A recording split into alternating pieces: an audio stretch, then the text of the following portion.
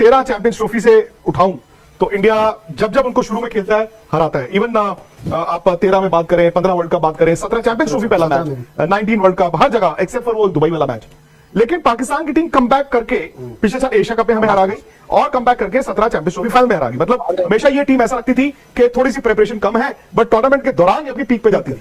अब मुझे लगता है कि निखिल शायद पाकिस्तान प्रिपरेशन के लिहाज से बेहतर आया। यही सवाल बाबर आजम से प्रेस कॉन्फ्रेंस में पूछा गया। उनकी प्रेस कॉन्फ्रेंस थी, काफी समझ के उन्होंने जवाब दिया, सोच समझ के, ज्यादा कोई बड़ी बड़ी बातें नहीं की। लेकिन इस सवाल के जवाब में उन्होंने कहा हाँ आप ये कह सकते हैं कि हमें एडवांटेज है, तो सीधा सीधा तौर पर उन्होंने कहा आप कह सकते हैं एडवांटेज, हम यहाँ काफी खेल के गए, इन कंडीशंस के बारे में हमें पता है। 50-50 ये मुकाबला है। सामने पाकिस्तान व मुकाबला भारत एशिया कप का पहला मुकाबला आज कैंडी के मैदान पर खेला जाना है। दोनों टीमें भरपूर तैयार हैं। किस्मत किस टीम को फेवर करती है, इस वक्त वहां पर बारिश भी चल रही है, लेकिन कहा यह जा रहा है कि मैच शुरू होने तक बारिश के इम्कानात कम होते जाएंगे। हो सकता है कि मैच को पूरा करवाने के लिए कुछ ओवर्स रिड्यूस भी किए जाएं। अगर आउटफील्ड वेट होती है तो मैच लेट भी शुरू हो सकता है। पाकिस्तान और भारत समेत दुनिया भर के मीडिया की नजरें इस वक्त कैंडी के मैदान पर गड़ी हैं। बड़े बड़े मीडिया हाउसेज अपनी जर्नलिस्ट वहां पहुंचा चुके हैं। लेकिन रात गए ही विक्रांत गुप्ता का जब उन्होंने पाकिस्तानी टीम का प्रैक्टिस सेशन देखा, उसके बाद एक बड़ी स्टेटमेंट आई है जिसने पाकिस्तानी अवाम के मोराल को मजीद बेहतर बना दिया है। पाकिस्तान का बॉलिंग अटैक वर्सेस भारत के बैटिंग ऑर्डर को इस वक्त जज करना है, तो उस पर विक्रांत गुप्ता का क्या कुछ कहना था इस वीडियो में आपको वो भी दिखाएंगे। और साथ ही साथ प्रेस कॉन्फ्रेंस जो बाबर आजम ने की उस पर भी आपको दिखाएंगे कि विक्रांत गुप्ता का क्या तजरिया है। लेकिन एक बात जरूर है कि ऐसा पहली बार हो रहा है कि भारतीय मीडिया, जो कि गरूर और तकब्बुर की एक मिसाल हुआ करता था, इस बार 50-50 पर जाता दिखाई दे रहा है। ये पाकिस्तान की एक बड़ी कामयाबी है, क्योंकि हमेशा जब भी कोई बड़ा टूर्नामेंट होता था तो पाकिस्तान की टीम कमजोर टीम दिखती थी, लेकिन इस बार पाकिस्तान अपने बॉलिंग अटैक और टॉप ऑर्डर की वजह से फेवरेट भी करार दिया जा रहा है। और साथ ही साथ विक्रांत गुप्ता ही की जुबानी अगर सुने तो वो पाकिस्तान को मोस्ट फेवरेट करार दे रहे हैं।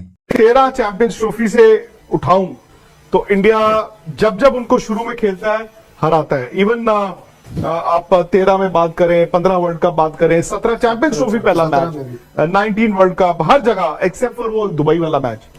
लेकिन पाकिस्तान की टीम कमबैक करके पिछले साल एशिया कप में हमें हरा गई और कमबैक करके 17 चैंपियंस ट्रॉफी फाइनल में हरा गई। मतलब हमेशा ये टीम ऐसा लगती थी कि थोड़ी सी प्रिपरेशन कम है, बट टूर्नामेंट के दौरान ये अपनी पीक पे जाती थी। अब मुझे लगता है कि निखिल शायद पाकिस्तान प्रिपरेशन के लिहाज से बेहतर आया।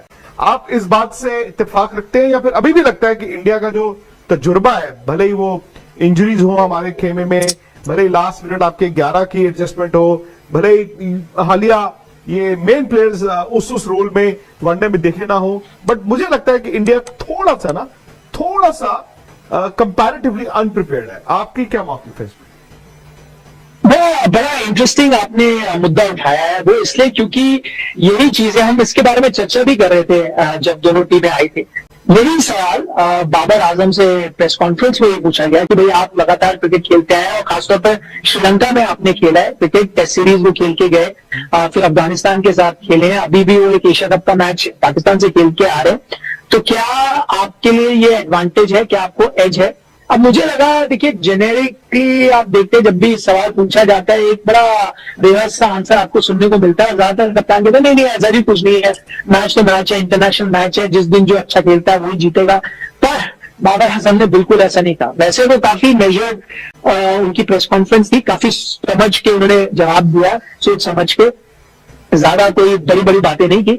लेकिन इस सवाल के जवाब में उन्होंने कहा हाँ आप ये कह सकते हैं कि हमें एडवांटेज है, तो सीधा सीधा तौर पर उन्होंने कहा आप कह सकते हैं एडवांटेज है, हम यहाँ काफी खेल के गए हैं, इन कंडीशंस के बारे में हमें पता है, और भारत उस लिहाज से उतना क्रिकेट नहीं खेलती। आप चीजें सुधारते रहेंगे, आप इम्प्लीमेंट भी करेंगे, उसको हम भी ज्यादा पढ़ाएंगे। उन्होंने कहा नहीं अब हो गया, वो चीजें जो सॉर्ट आउट करनी थी तो हम कर चुके हैं, अब हमको इम्प्लीमेंट करना है, अब हमको उसको मैदान पर लाना है और वहां से मुकाबले जीतने हैं। ये उन्होंने सीधा सीधा कहा।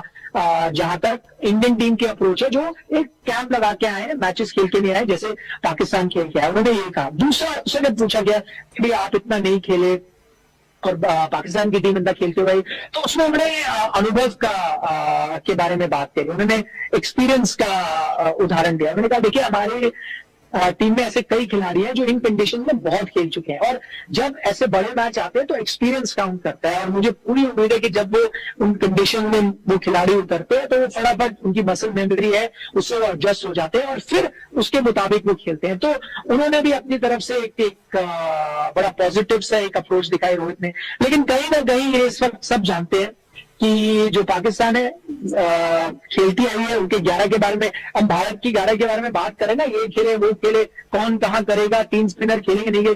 पाकिस्तान के बारे में ऐसी कोई चर्चा है नहीं, सबको पता है कौन सी टीम खेलने वाली है, इतना वो लगातार क्रिकेट खेल रहे हैं। पाकिस्तान को भी शायद ये पता होगा।